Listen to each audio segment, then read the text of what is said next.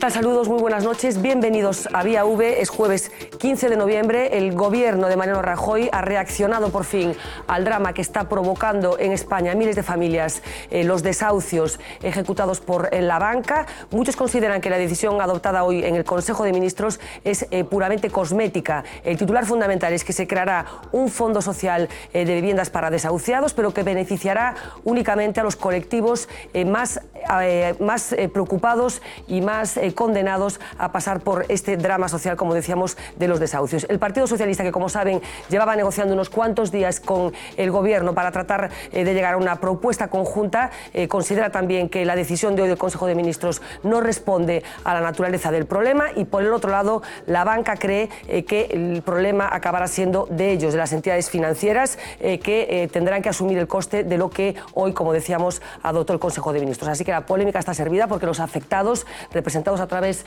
de Stop Desahucios, tampoco consideran que las decisiones del Ejecutivo de hoy vayan a contribuir a resolver el problema, como decíamos, de miles de familias. Es sin duda uno de los asuntos del día, aunque hoy se trata también de hacer balance de la huelga general que ayer se vivió aquí en España. Se trata de determinar si ha servido para algo, si va a forzar al Gobierno a tomar algún tipo de decisión, a rectificar el rumbo de sus políticas económicas. Así que preguntaremos hoy a los miembros de nuestra mesa a ver qué piensan ellos, si ha servido para algo o si simplemente ha sido un desahogo de esos miles de personas que ayer salieron a la calle y que participaron en las diferentes manifestaciones que se celebraron en toda España, algunas casi históricas, como la que tuvo lugar en Vigo, de la que ayer hablábamos en el programa especial que celebramos aquí en Vía V con motivo de la convocatoria de esa huelga general. Marina Chiavegato, muy buenas noches. Hola, Fernanda. Bueno, proponemos como siempre a la gente que nos ayude a construir el programa de esta noche. ¿Con qué etiquetas? Pues empezamos con los desahucios. Como decías tú, queremos saber vuestra opinión sobre estas medidas del Gobierno, si estáis de acuerdo, si no, si creéis que va a solucionar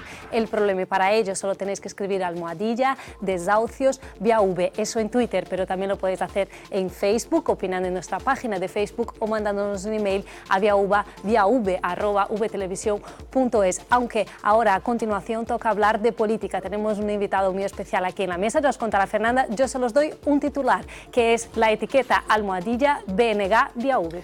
Bueno, pues la persona que va a estar con nosotros en torno a las 10 menos 20 es Carlos Aymerich. Recordarán que fue portavoz del Bloque Nacionalista Galego en una parte de la anterior legislatura, que mañana se constituye el Parlamento, que él será uno de los viceportavoces de la entidad nacionalista, así que tenemos muchas cosas que hablar con él, como consecuencia también del papel que ha jugado dentro de la organización nacionalista en los últimos años. Antes de nada, nos vamos al plató de informativos. Allí está ya preparada Uxía Rodríguez para que nos cuente cosas de uno de los asuntos del día. Uxía, adelante. ¿Qué tal? Muy buenas noches. Pues como decíais, el Gobierno ha puesto en marcha las primeras medidas para paliar la sangría de los desahucios.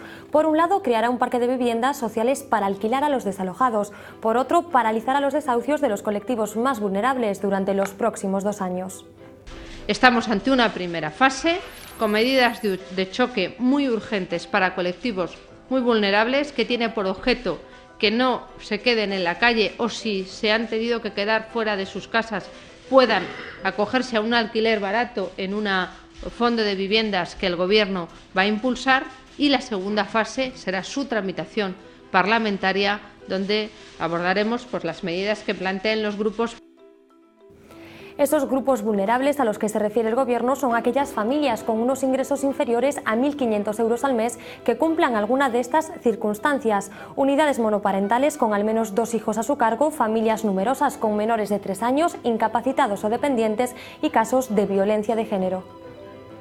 Lo que pretende este decreto ley es evitar que nadie se vaya de su casa, es decir, que no se pueda echar a estos colectivos de su vivienda. El Gobierno ha tenido en cuenta también a los que ya han sido desalojados. Creará un fondo social de viviendas para alquiler. Irán destinadas a familias que hayan perdido su casa y tendrán una renta baja. Una bolsa que se nutrirá de los inmuebles que estén en manos de la banca como consecuencia de adjudicaciones por impago.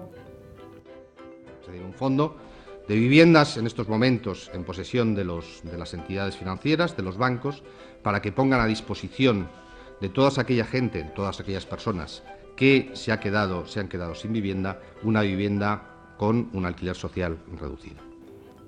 Después de 3 días de intensas negociaciones y largas reuniones en la Moncloa, el Gobierno y el principal partido de la oposición no lograron llegar a un acuerdo. El PSOE asegura que hay 3 diferencias sustanciales que los separan.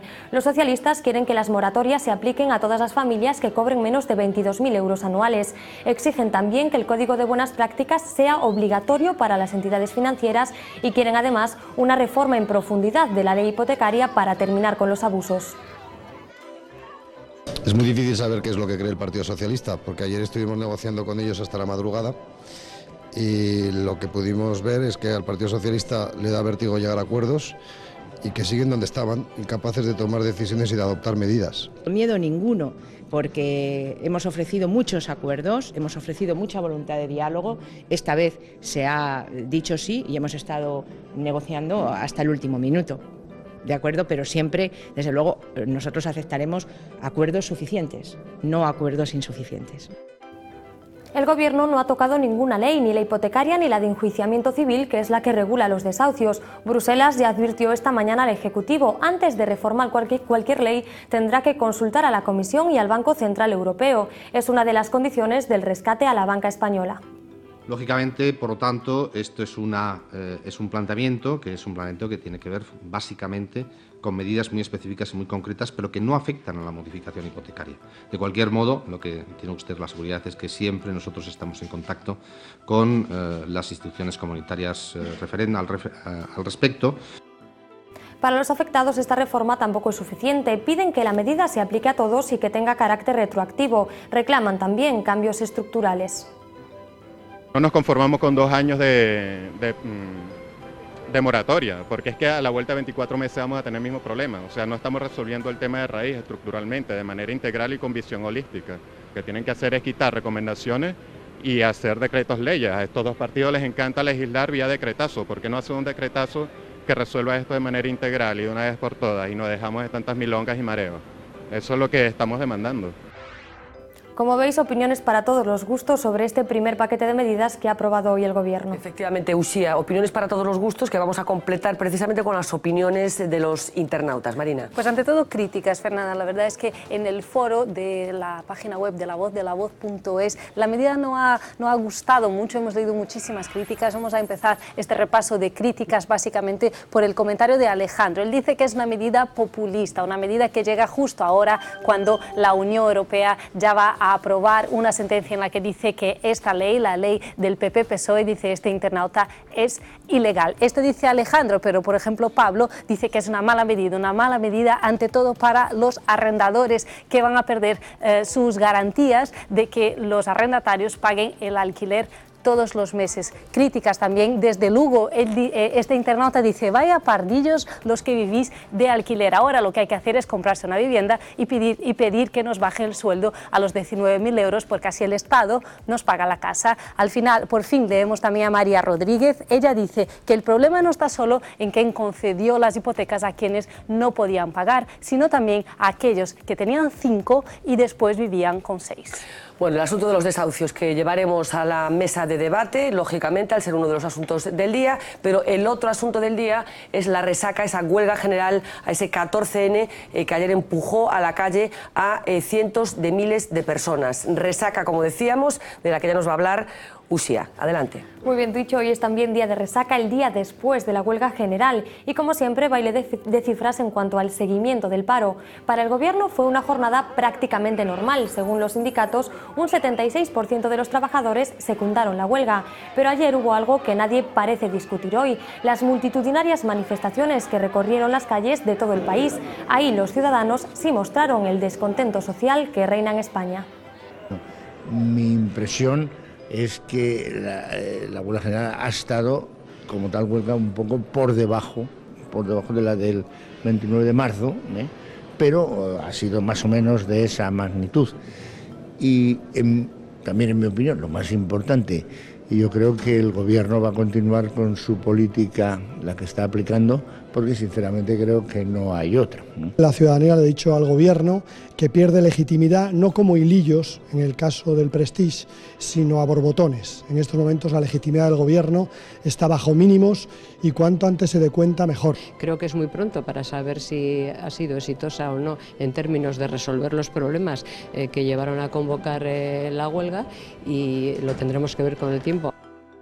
Galicia fue una de las 3 comunidades donde más se notó esa huelga. Aquí las manifestaciones también fueron de las más multitudinarias. Solo las principales ciudades gallegas concentraron a más de 350.000 personas. A resposta a esta convocatoria na Galiza foi multitudinaria. Eu creo que onte o que vivimos en Galicia foi un gran clamor social de todos os xeitos. Non aproban as políticas que están a seguir tanto o señor Rajoy como o señor Feijóo, non? Que se atrevan a poñerse detrás das pancartas. Líderes do Partido Socialista Obreiro Español é un esperpento. La COE ha reconocido también que esas manifestaciones de ayer fueron todo un éxito, aunque ha tachado de fracaso rotundo la huelga general. Según las estimaciones de la patronal, el seguimiento del paro en España no llegó al 10% de la fuerza laboral. Dice, eso sí, que en nuestro país la gente tiene ganas de protestar. Ayer era el ministro de Economía el que aseguraba que el rumbo del gobierno no iba a cambiar. Hoy la vicepresidenta lo ha vuelto a dejar bien claro. El gobierno indudablemente escucha a la calle, pero también tiene que tomar decisiones de acuerdo con la responsabilidad que le han dado las urnas. Y esa es nuestra posición. Desde luego atendemos las opiniones de sindicatos, de partidos, de colectivos que se manifiestan en un momento de gran dificultad, pero nosotros también tenemos que tomar las medidas que como Gobierno, y dado que los ciudadanos nos han dado esa responsabilidad, consideramos que son las más adecuadas en un momento de crisis. Durante el día la jornada de huelga transcurrió casi sin incidentes, pero por la noche llegaron los disturbios. El balance: 155 detenidos y 77 heridos. Los enfrentamientos más graves tuvieron lugar en plena plaza madrileña de Neptuno. Hoy la policía parecía haber encontrado a los culpables. Asegura que fueron los ultras del Rayo Vallecano los que propiciaron los choques. En su sede se han encontrado explosivos caseros, petardos de gran potencia y palos de madera. Los bucaneros del Rayo ya han negado su relación con los incidentes.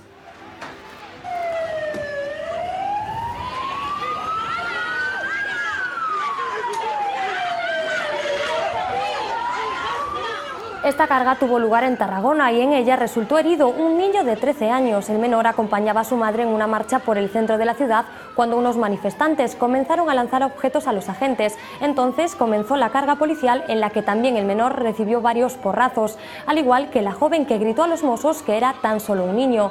Hoy el consejero de Interior catalán lamentó pero justificó la agresión al menor. Sobre la actuación con la chica sí han abierto una investigación. Se produjo una orden de carga policial para dispersar a las personas violentas, en la cual resultó afectado de manera fortuita y accidentalmente un menor de 13 años. En esta misma carga se produjo también una actuación en la que otro ciudadano, una persona joven, pues recibe un determinado tipo de comportamiento policial con la defensa de uno o dos policías que no cumplen con los protocolos y con las actuaciones reglamentarias.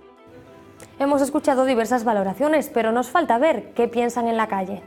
La huelga, no sé, ni fu ni fa. Yo creo que no valió de nada, pero bueno. Foi un éxito porque a xente saiu a decir o que pensaba. Tamén foi un fracaso, debería haber dividido máis xente da que foi. Home, eu penso que é favorable. Penso que acudiu bastante xente, que están en desacordo e penso que estuvo bastante ben. Penso que foi un fracaso, pero máis que nada por medo aos empresarios que despois tomaran revanchas. Tuvo máis que éxito, penso que lle dimos un toque ao goberno de que hai que facer cambios e menos recortes e onte falou a ciudadanía. Mucho que analizar en este día después. Efectivamente, Uxía, es sí pero no, es éxito o fracaso, eso si la huelga sirvió o no sirvió, una dicotomía que también hemos visto hoy en los periódicos. Parece que estamos en países distintos en función de la cabecera que leemos, ¿no, Marina? Nos ha llamado muchísimo la atención hoy leyendo por la mañana la prensa. Nosotros al final no nos quedó nada claro si la huelga había sido un éxito o un fracaso. Y nos llamó tanto la atención que hemos decidido hacer un vídeo para que vosotros podáis, entre vosotros, ver si creéis que la huelga ha sido un éxito o un fracaso. Este es el vídeo. Leemos la prensa nacional y no parece que vivamos todos en el mismo país. Así resume la jornada de huelga La Voz de Galicia. Marchas multitudinarias y paros desiguales en la jornada de huelga general. Más entusiastas fueron El País o El Comercio de Asturias. Cientos de miles de personas exigen en la calle a Rajoy que rectifique. Aunque según otros medios de comunicación, esos cientos de miles de personas no existieron. De fracaso en fracaso, España prefiere trabajar. Fracasados, sin futuro, huelga limitada, rotundo fracaso, balance del 14N, la izquierda solo logra movilizarse a sí misma. Después de un repaso exhaustivo a la prensa nacional, esta parece ser la conclusión más generalizada. Mucha indignación, pero menos huelga.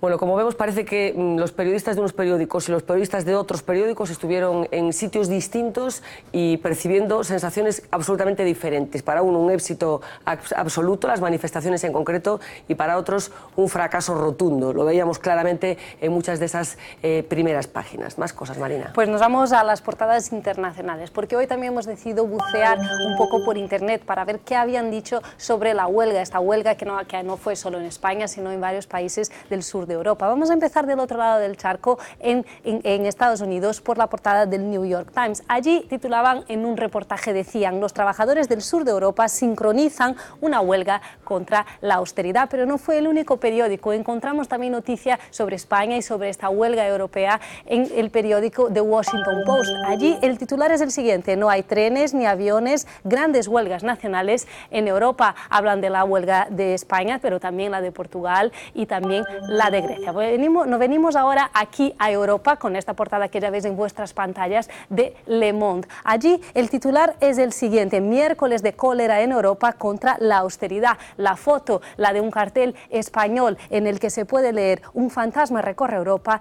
que se vayan ya todos. De Le Monde nos vamos ahora con la BBC, también reportaje sobre la huelga, y allí el titular es el siguiente: Europa reforma el camino de la protesta. La foto, también española, de un sindicalista aquí en Madrid. De hecho, son las protestas españolas las que tienen más protagonismo en este reportaje de la BBC. Nos ha llamado mucho también la atención un reportaje que hemos leído en un periódico brasileño, del periódico Jornal do Brasil. Allí titulan de la siguiente forma, dicen: Europa protesta contra las medidas de austeridad, pero dicen que de todos los países que han protestado, el más inestable es España. Es inestable por su alta tasa de paro, dicen, pero también porque, como se ve en la calle, los policías ha sido una protesta muy violenta entre los policías y los manifestantes. Por la tasa de paro, que inevitablemente está siempre presente cuando se analiza la realidad de la economía y de la sociedad españolas, y por supuesto también esos enfrentamientos, esos choques entre la policía y los manifestantes. Ayer nos decía un periodista portugués que por primera vez en las manifestaciones que tuvieron lugar en Lisboa hubo enfrentamiento, hubo un choque entre las dos fuerzas, algo absolutamente inusual en el país vecino. Han pasado más cosas este jueves que ya nos va a resumir Uxía. Pues efectivamente todavía han pasado más cosas, porque el Consejo de Estado considera que cobrar €1 por receta es inconstitucional. Asegura que esa tasa rompe la igualdad de acceso a los medicamentos dentro del territorio nacional. Cataluña ya introdujo esta medida en junio y Madrid quiere comenzar a aplicarla el 1 de enero. Ahora este informe deja claro que esa decisión es una competencia exclusiva del Estado. Aún así, tanto Madrid como Cataluña ya han anunciado que seguirán adelante con la medida. Este Gobierno tiene por costumbre establecer vías de diálogo con las comunidades autónomas, y en ese caso lo que hemos hecho, estamos dialogando con Cataluña para llegar a un acuerdo, y en el caso de que no se consiga ese acuerdo recurriremos al Tribunal Constitucional. Y el matrimonio también es un derecho constitucional de todos. Es lo que dice la sentencia del Tribunal Constitucional que avala las uniones entre homosexuales. Argumenta que la ley aprobada en 2005 y contra la que recurrió el Partido Popular no desnaturaliza esta institución. Nueva sesión del juicio del Prestige. Esta vez ha sido la Abogacía del Estado la que ha interrogado al capitán del barco. Apóstolos Mangoura se ha mostrado mucho más hablador que en la anterior sesión. El marinero griego ha vuelto a criticar la decisión de la Administración de llevar el barco a alta mar. Según él, una vez que se produjo el accidente, el buque tenía que haber sido trasladado a una ensenada, a resguardo, para poder trasvasar la carga. Sin embargo, cuando le preguntaron por qué no se refugió hasta que pasara la tormenta, Mangoura replicó que era imposible fondear con ese petrolero. El tamaño de este buque hace imposible que fondee por razones de tiempo, por razones de temporal. O sea, antes del accidente no puede estar fondeado y después, roto, averiado, sí puede estar fondeado. Claro, por supuesto que podría fondear. Y allí puedes limitar el barco y puedes pues, hacer el trasvase de la carga pues, a otro buque. Y del otro lado del charco también se habla de mareas negras e indemnizaciones. La petrolera BP ha admitido su culpabilidad en el vertido que se produjo en el Golfo de México en el año 2010. Ha accedido a pagar 3.500 millones de euros para responder por los daños causados en ese desastre natural. Es la mayor multa de la historia de Estados Unidos. Y continúa la polémica sobre las indemnizaciones millonarias de los exdirectivos de las cajas gallegas. Un exconsejero de Nova Caixa Galicia ha asegurado hoy ante el juez que los contratos de los altos cargos tenían el visto bueno del Banco de España y de la Xunta. Es el primer testigo que apunta a que el Ejecutivo gallego conocía la mejora de condiciones de los 4 imputados. La Xunta insiste en que no tenía competencia sobre este tema. Son solo algunos de los temas que conforman la parte de esta actualidad de este 15 de noviembre. Pues muchísimas gracias, Uxía. Un día intenso, como últimamente suele suceder, con muchos titulares y con muchos focos de interés, algunos de los cuales, lógicamente, están siendo recogidos también en los diarios digitales. Sí, vamos a empezar nuestro repaso por las portadas digitales, como siempre aquí por nuestra casa, por La Voz de Galicia. El titular es el siguiente: el Gobierno crea un fondo social de viviendas para desahuciados. Ese es el titular de La Voz, pero ya vais a ver que la noticia de los desahucios ocupa también los medios nacionales. Vamos a empezar este repaso por el periódico El País. Allí el titular es: el Gobierno acota casos extremos la protección contra los desahucios. También sobre los desahucios habla el periódico El Mundo. Titulan: el Gobierno usará pisos de la banca para realojar a los desahuciados. El mismo titular en el siguiente periódico, en la siguiente portada digital, la del ABC. El Gobierno realojará a las familias desahuciadas en pisos de la banca. Ahora vamos a los periódicos digitales, a las marcas digitales. Empezamos por 20 minutos. Allí hablan de la huelga. Dicen: el Gobierno escucha a los manifestantes, pero mantendrá su política de recortes tras el 14N. Y con el siguiente periódico digital, El Confidencial, volvemos al tema de los desahucios. Solo familias vulnerables y con una renta menor de 19.200 euros podrán paralizar los desahucios. Bueno, son los asuntos que están abordando las páginas web de los periódicos en papel y también de los periódicos digitales, pero hay algún asuntito todavía más que tiene que ver con Internet y que queríamos abordar. Una tiene que ver con aquellos famosos iPad que perdieron los congresistas, los diputados españoles. Tiene que ver con una iniciativa. No sé si alguno de vosotros estaría dispuesto a pagar solo 6 euros para que nuestros congresistas, nuestros diputados, no volviesen a perder su iPad. Pues esta es la iniciativa de la página web Apadrina a un congresista torpe.com. En esta página web, la que veis en vuestras pantallas, podéis entrar. El donativo son 6 euros y este empresario de Teruel se compromete a enviarle a los diputados esto que veis, esta cuerda elástica, para que ellos no vuelvan a perder sus iPads. Un poco cara la cuerda elástica, 6 euros, recordemos que son 1.000 pesetas, pero bueno, tiene gracia para que veamos que la gente se ha quedado con esa tendencia a perder cosas de los diputados, de una parte de los diputados del Congreso Español. Más cosas. Pues tiene que ver con fútbol, con moda y con la camiseta de la selección catalana de fútbol. Es esta la que veis en vuestras pantallas. ¿Qué pasa? Que no ha gustado mucho y aparte hay más información sobre ella, pero que ya vais a ir viendo a continuación con los tweets, porque por supuesto uno de los temas más comentados en la red. El primero de esta internauta que se llama Mireia dice: pensaba que la camiseta de la selección española era horrible, pero ya no. La de la selección catalana, diseñada por Custo, la supera. Seguimos ahora con Donna. Ella dice: esta es la camiseta de la selección española o de la selección hawaiana. Seguimos. El señor Dador dice que la camiseta de fútbol de la selección catalana deja a claras que este país, Cataluña, no está preparado para la independencia. Y por fin, Sique Rodríguez nos dice que más que de Custo, esta camiseta es de Susto. Bueno, pues está bien. Custo, que efectivamente es uno de los diseñadores más importantes de España, que diseña, que desfila, habitualmente en la Semana de la Moda de Nueva York, pero que ha optado por una solución estética que parece no ha contentado a casi nadie en Cataluña. Un argumento más para debatir dentro de la gran discusión que se ha montado en torno a las ansias independentistas de Cataluña. Última historia que tiene que ver con las nuevas tecnologías, con las redes sociales y con una situación muy preocupante que está teniendo lugar en Oriente Medio. Eso es, tiene que ver con la operación israelí sobre la Franja de Gaza. Vosotros ya lo estáis leyendo en las noticias, pero también lo podéis leer en Twitter, porque allí se está dando información a cada minuto información precisa sobre lo que está pasando. Todo esto empezó con un tuit del portavoz de las Fuerzas Aéreas israelíes que dijo más de 120 cohetes disparados desde Gaza a Israel en los últimos días. Noticias actualizadas aquí. Así empezó él actualizando, y también muchas otras fuentes en las que se podía leer las cifras, los bombardeos, los muertos, los ataques,